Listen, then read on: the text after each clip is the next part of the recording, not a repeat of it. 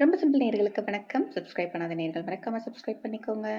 So இன்னைக்கு என்ன update பார்க்க போறோம் அப்டின்னா, சின்ன வெங்காயம் சந்தையில வாங்கிட்டு வந்து ஆல்ரெடி முளைப்பு இருந்தத வந்து நம்ம நட்டி வச்சிருக்கோம். ஸோ அதோட குரோத்த தான் பார்க்க போறோம். இத நட்டி வச்சு ஆல்மோஸ்ட் ஒரு ஒரு 7, 8, 10 நாள் ஆயிடுச்சுன்னு வச்சுக்கலாம். அப்புறம் வந்து மிளகாய் செடியுமே தனியா வச்சிருக்கு. பிரண்ட செடி நல்லாவே வளர்ந்துருச்சு. இத கட் பண்ணி நம்ம வந்து பிரண்ட சட்னி செய்யலாம் அப்டின்னு சொல்லி முடிவு பண்ணியாச்சு. ஸோ நல்லா பெருசாவே நெறைய புஷ்ஷியா வந்திருக்கு. அதலகாய் செடியுமே நல்லா காய் விட்டுருக்கு. பூவுமே வந்திருக்கு. இந்த ஹனிசக்கிள் செடியுமே நல்லா ரொட்டேட் பண்ணி ஒரு மாரி அழகா கட்டி வச்சாச்சு. தூதுவளை, அதுக்கப்புறம் வந்து மின்ட் செடி இது எல்லாமே ரொம்ப இந்த பனிக்காலத்துக்கு ரொம்ப நல்லா சூப்பரா வருது. அப்புறம் அந்த பீர்க்கன் செடியில பார்த்தீங்கன்னா வந்துட்டு, பீர்க்கன் விட்டுருக்கு. ஆனா கருகியிருக்கு.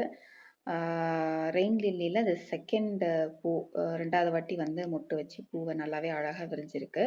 ஸோ இது ஏதோ புல்லுச்செடி மாரி தான் வந்துட்டே இருந்தது. பட் ஆனா சடனா வந்து பார்த்தீங்க அப்டின்னா பூ விட்டுருக்கு. Very very happy. அதுக்கப்புறம் கம்புமே நல்லா வந்துருச்சு. ஒரே ஒரு நெறைய கம்பு போட்டதில ஒண்ணு மட்டும் நல்லா தழச்சு பெருசா ஹைட்டா வந்திருக்கு. மஞ்சள் செடியுமே வந்து தை மாத அறுவடைக்கு ரெடியா இருக்கும்னு நெனைக்கிறேன். அப்புறம் இந்த லெட்யூஸேல வந்து நெறைய வந்து சேகரிச்சு வச்சிருக்கேன் விதைகள் எல்லாமே. அதெல்லாம் எடுத்து கம்ப்ளீட்டா வச்சதுக்கப்புறம் நான் உங்களுக்கு காமிக்கிறேன். ஸோ இப்போதைக்கு கிடைக்கிறது எல்லாமே கட் பண்ணி அந்த பஞ்சு போல இருக்கு பார்த்தீங்களா, அதுக்குள்ள குட்டி குட்டி விதைகளா இருக்கு. ஸோ இது எல்லாமே எடுத்து வச்சிருக்கேன். அப்புறம் இப்போ ஒரு பெரிய ப்ராப்ளம் ஒண்ணு ஃபேஸ் பண்ணிட்டுருக்கேன். அதுக்கு முன்னாடி இதான் வெங்காய செடி கொஞ்சம் இந்த அளவுக்கு நல்லாவே ஹைட் வந்திருக்கு. ஆ கம்பளி பூச்சி தொல்லை வந்து இப்போ வர ஸ்டார்ட் ஆயிருக்கு. ஆல்ரெடி மாவு பூச்சி, அஸ்வினி பூச்சி எல்லாம் போய் இப்போ ரொம்ப பெரிய பூச்சியான கம்பளி பூச்சி தொல்லை வந்திருக்கு. ஸோ அதையும் கண்ட்ரோல் பண்ணும். நன்றி, வணக்கம்.